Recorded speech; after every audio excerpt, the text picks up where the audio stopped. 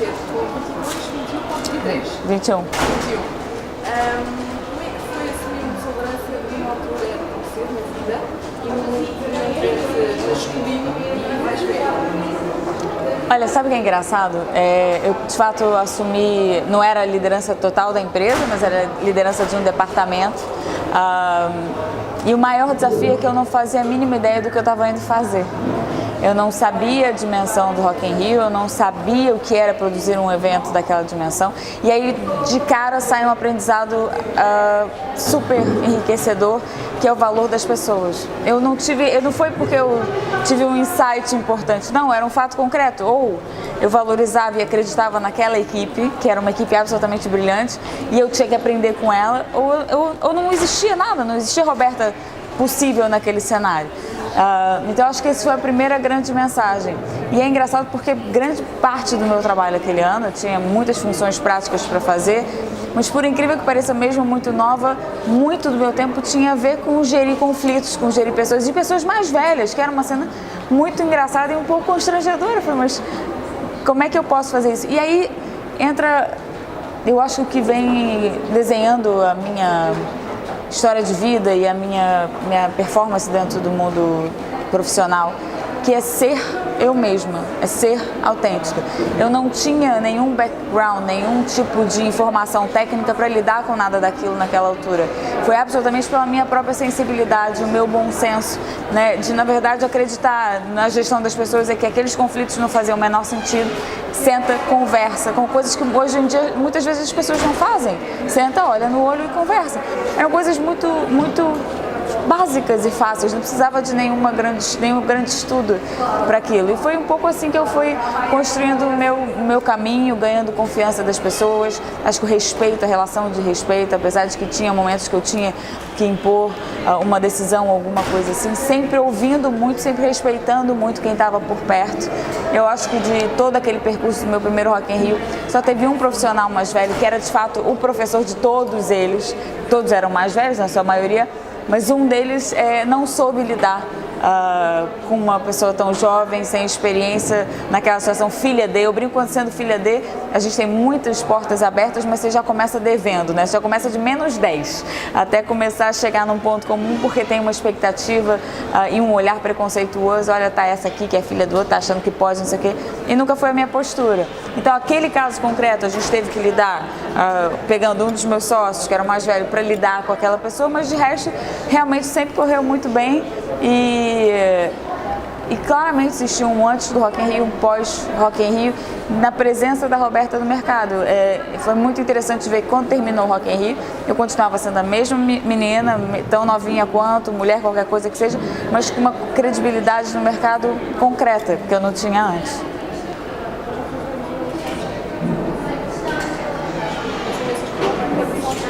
Hã?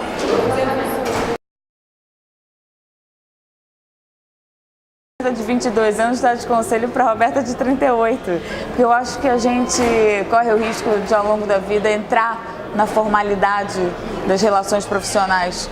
E eu acho que das coisas que mais me fez crescer e mais o que de fato fez eu conquistar o meu mercado e a confiança dos meus colegas profissionais foi a minha autenticidade, foi a minha ingenuidade, foi não ter receio de perguntar. Certamente eu perguntei muitos absurdos, deve ter perguntado coisas, por que o céu é azul? Assim, eu não sabia o que estava fazendo e não estava preocupada com isso, não me passava isso pela cabeça. Eu tinha que fazer, eu tinha um objetivo, eu tinha uma responsabilidade, mas eu não tinha as frescuras de achar que eu tenho que ser, que eu tenho que saber, achar que eu tenho que ter as respostas. Não me importava nada disso. Aliás, partiu do princípio que não tinha, né? Então eu acho que é mais ao contrário. Eu acho que a gente tem que sempre estar tentando rever e trazer um pouquinho para o nosso dia a dia aquela liberdade de um olhar ingênuo, aquela liberdade interna de não precisar saber, de ter liberdade de questionar, de ter liberdade de enfrentar, de não ter receio. Fico pensando quantos marmanjos eu botei para conversar pessoalmente. Eu não me preocupava, eu não achava que ia correr mal. Eu tinha certeza absoluta que aquelas conversas iam resultar bem. Olhando para trás, eu não sei quão bem resultaram, mas resultaram bem o suficiente para aquele trabalho dar certo. né? E aí às vezes a gente vai ao longo da vida criando mais frescura e mais receios de confrontar as pessoas ou de fazer as pessoas se confrontarem. Então eu acho que é mais ao contrário. Como é estar à frente de um evento como o Rock in Rio? Tem muitos instrumentos para tocar, não é? Muitos instrumentos para tocar, mas é muito estimulante. Eu acho que é um privilégio trabalhar com um projeto que fala de emoção, né? Por mais estressante que seja, o nível de risco enquanto negócio, o nível de risco financeiro é muito alto. A gente vive num estresse elevadíssimo, mas tem uma hora que é de fato impagável, que é a hora que você abre portas. E o que você está lidando é gente, e são pessoas sorrindo, são pessoas com os olhos brilhando. E eu não canso de parar e prestar atenção na força das pessoas cantando juntas uma mesma canção. E ali me mostra, olha como o mundo podia ser de fato melhor, desde que a gente estivesse alinhado com o mesmo objetivo. Se a gente quiser, enquanto coletivo, a gente é capaz de fazer.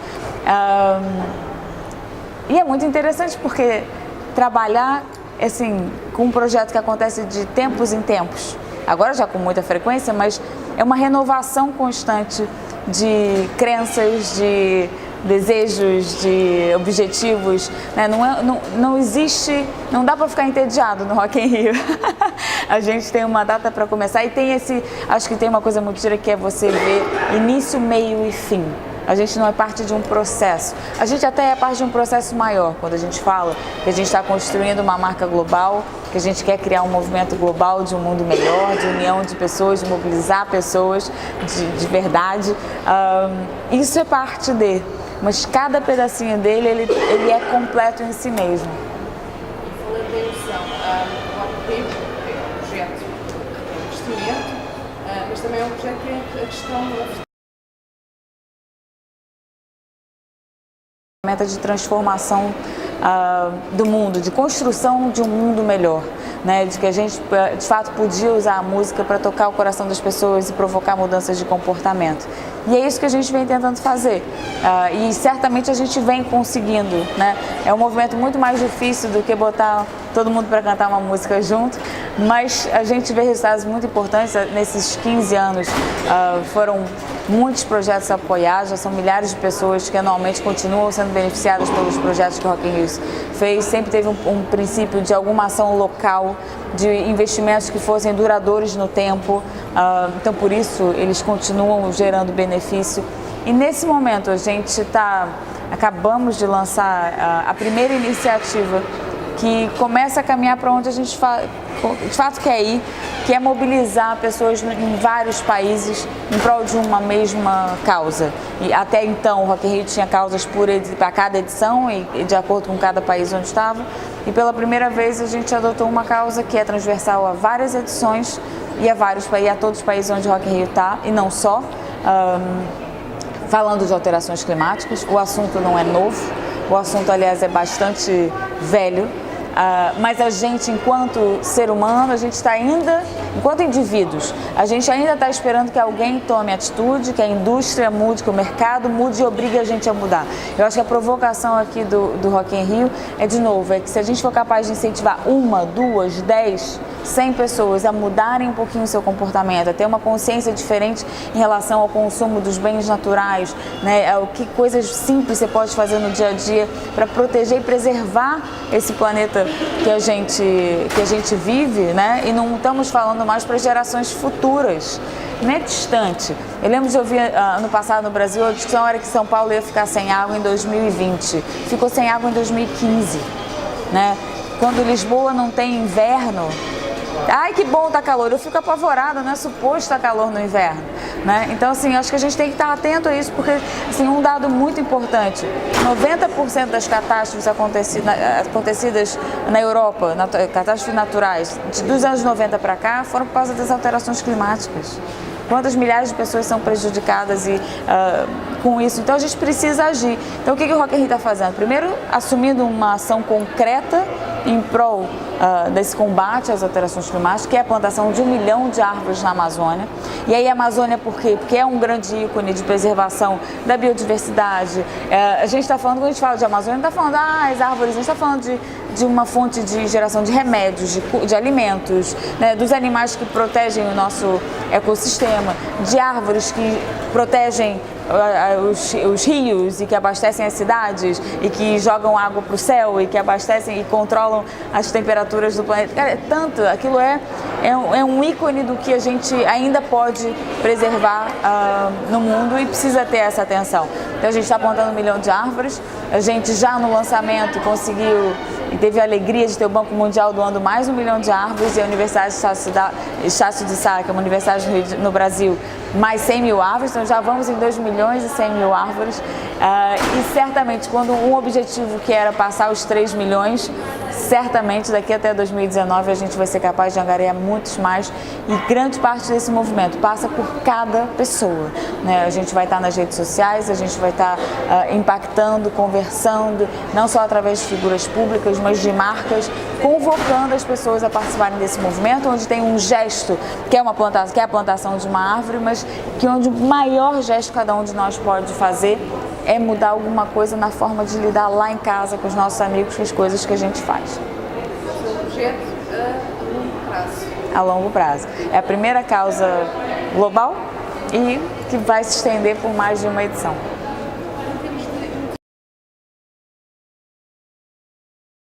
A gente, nesse momento, está prestes a anunciar mais um país, que será a Argentina, que a gente já tinha anunciado em 2012, aqui em Lisboa, com Antônio Costa e com o Macri, que agora é presidente do país. E felizmente essas conversas voltaram, a política econômica mudou e já é possível a gente voltar a pensar naquele país. Mas ainda temos, assim, acho que acima, primeiro foco é alimentar, retroalimentar, fortalecer, crescer, inovar nos países onde a gente está. Né? E abrindo outros países à medida que faça sentido e aos pouquinhos e ir criando essa musculatura internacional. E certamente os Estados Unidos, a entrada dos Estados Unidos para uma marca de música foi um passo absolutamente fundamental e construir e fortalecer a marca naquele país é um dos nossos principais objetivos. Quer dizer, nos Estados Unidos poderá haver vários rock em vários sítios? Não, a gente não tem essa intenção. Las Vegas é a cidade onde Rock in Rio vai continuar acontecendo. A gente é uma plataforma de comunicação, a gente é assunto, a gente é conteúdo, a gente é experiência, né? São todas as palavras da moda no momento. O Rock in Rio é há 30 anos. Né? Então a gente vai usar esse potencial para chegar nas pessoas como a gente costuma fazer, sem necessariamente estar fisicamente no lugar. Hoje você olha a realidade do Rock in Rio no Brasil, 46% das pessoas viajam de fora do estado do Rio de Janeiro para o Rock in Rio. Quando você olha a realidade dos Estados Unidos, pessoas de 67 países diferentes foram a Las Vegas ver o Rock in Rio. Quando você olha para a realidade de Lisboa, pessoas de vários países vêm da Europa e do mundo assistir o Rock in Rio em Lisboa. É um pouco isso, ele é um centro, um polo de encontro de pessoas do mundo todo. Agora vai piorar. Deve estar no intervalo. Obrigada. Quais são os grandes desafios para o Rock in Rio, no caso, e para o Roberto também? Acho que os desafios do Rock in Rio é certamente o mercado americano, essa consolidação da marca, né? Fazer ele ser um projeto nacional nos Estados Unidos, que é um país que comunica muito localmente, é um desafio e acho que a gente já começou bem, mas ainda tem muito a ser feito. Cada vez mais ampliar o acesso do conteúdo do evento, que já é transmitido para muitos países, mas não só numa transmissão, mas em criar relacionamento com pessoas, não necessariamente na região física onde ele está, né, mas potenciar o conteúdo dele a nível internacional em termos de relações, porque essa construção de marca global, marca mobilizadora, não pode depender dele fisicamente acontecer em muitos lugares, ao contrário, né, é de que forma a gente vai fazendo ele cada vez mais real no dia a dia das pessoas, mesmo sem ele estar lá. Isso é um dos nossos grandes desafios. E da Roberta, eu acho que continuar contribuindo na medida do possível para essa vida, para esse projeto de longo curso que a gente tem pro Rock in Rio. Tenho outras ideias bacanas também. Eu tenho, né, minha vida se desenha em volta de Portugal também. Eu tenho outros projetos que eu gostaria de realizar aqui, que estão em andamento. Vida pessoal, eu acho que os meus grandes desafios é ter uma vida plena, que para mim significa conseguir equilibrar muito bem tudo que é importante para mim, que é o meu trabalho, o meu papel de mãe, o meu papel de amiga, de mulher, é que isso possa ter um equilíbrio bastante saudável, que eu sinta que cada um deles está ocupando o espaço certo. Não cheguei lá ainda, mas vou chegar. E esses projetos que falou podem funcionar? Coisas concretas em paralelo ao próprio Rock in Rio, mas que são conectadas ao Rock in Rio diretamente. Por outro lado, tem alguns projetos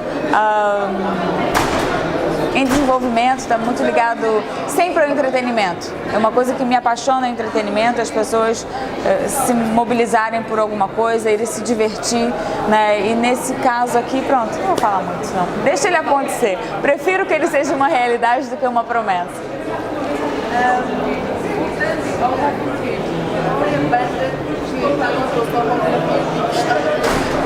Olha, eu acho que nesse momento essa conversa já fica difícil, porque a gente já conseguiu ter quase todos os artistas que a gente gostaria. Eu agora falo mais em que país, né? E claramente em Lisboa seria bárbaro trazer o Bruno Mars, que é um show incrível. Aliás, Lisboa e Brasil e Rio de Janeiro, porque a gente só teve ele em Las Vegas. E uma outra artista que seria certamente também muito empolgante seria a Pink, que nessa não teve em nenhum dos países. Mas são tantos, eu acho que tem tantas oportunidades, e entre países o que ainda não aconteceu, né? A música está numa fase de renovação muito rica, que não aconteceu por muitos anos, nesse momento acontece. Eu sou completamente apaixonada pelos grandes encontros que o Sunset promove, e ali existe ainda um mundo de coisas para fazer. Felizmente é um mundo muito vasto, muito entusiasmante, ainda tem muita coisa para fazer. E um dia de Rock in Rio que fosse feito especificamente para as bandas, que artistas é que faria? Só para escolher só que artista estaria? Eu sou muito pop, então assim, eu sou bastante eclética e ouço um pouco de tudo, mas eu acho que um dia para Roberta, eu acho que esse Rock in Rio, por acaso, ele está bem alinhado. Eu acho que eu, enquanto público, me divertiria muito, porque se tem uma coisa que eu gosto num concerto, é cantar com um artista. E se você olhar todos os headliners que a gente tem esse ano, e não só, mas Queen, Bruce Springsteen, mesmo Hollywood Vampires, que as pessoas não conhecem, são só grandes clássicos do rock and roll, Maroon 5, Ariana Grande, Avicii, Chutes e Pontapés, Os Dama, Ivete Sangalo. Cara, são muitos artistas que podem fazer um show inteiro só de sucesso, onde você canta da primeira música à última. E eu adoro isso. Então acho que essa edição já está bem na minha medida. É mais do que quem, é essa alegria de você poder de fato interagir de uma forma muito poderosa com um artista. E voltando à questão da liderança no feminino, se houvesse um palco só com artistas no feminino, que artistas é que teriam? Já falei da Carla B.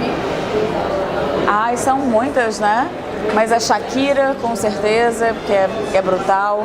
Uma artista que tem estado aqui, mais silenciosa, Shania Twain, Celine Dion, Beyoncé, claro, Lady Gaga. Epa, vamos ficar aqui para o resto do dia, porque são muitas, felizmente. O que é que faz para descontrair fora do trabalho? O que é que faz para descontrair? Atualmente brinco com a minha filha. E passei com meus amigos e passei com meu marido, mas em geral a gente está muito em família. O tempo está mais escasso, daqui até maio o tempo é bastante escasso e é a família que predomina. E em termos de programa eleitoral de eleição, o que é que escolhe? O que é que faz no seu tempo, nos seus tempos livres em termos de cultura? Eu adoro ver show, mas acho que cinema acaba sendo o mais presente. Cinema sempre teve um efeito bárbaro para mim, é porque eu desligo completamente vendo um filme. Eu mergulho naquela história, sofro, rio, tomo susto, assim, eu vivo muito intensamente um filme no cinema, seja ele um desenho, uma animação ou um filme de comédia, filme de terror não, porque eu não assisto, nem me sujeito a isso, mas uma aventura, o que quer que seja um filme de ação, eu vivo muito intensamente e é quase um processo de meditação, porque eu desligo completamente do mundo. As rápidas, que é o que deixa sem pão? Sem chão. O que me deixa sem chão? Injustiça. A quem é que tirava o microfone?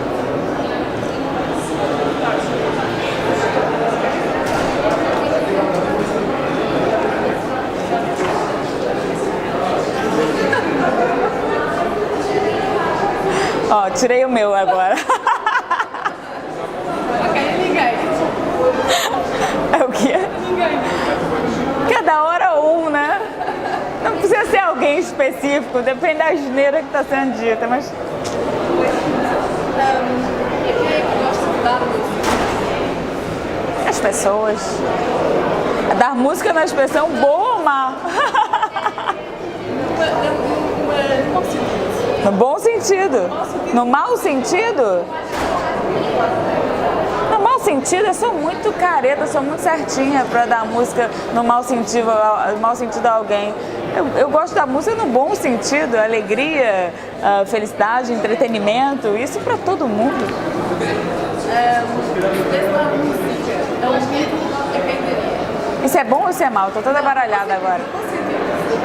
Dar música no bom sentido é um ídolo a quem daria? É um ídolo? Acho que o primeiro ídolo da minha lista é meu pai. Fora do trabalho, Rock. e agora uma pergunta mais política. A liderança e a liderança já mudava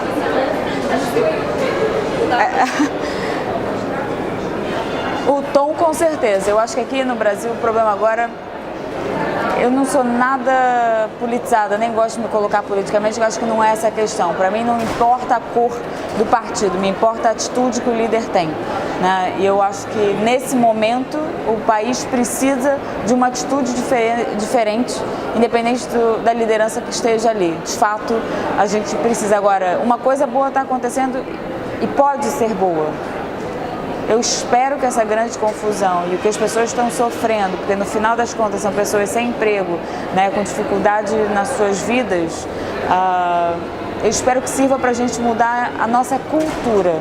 A corrupção no país é cultural e é importante que a gente mude essa base, que a gente não admita o jeitinho e a corrupção.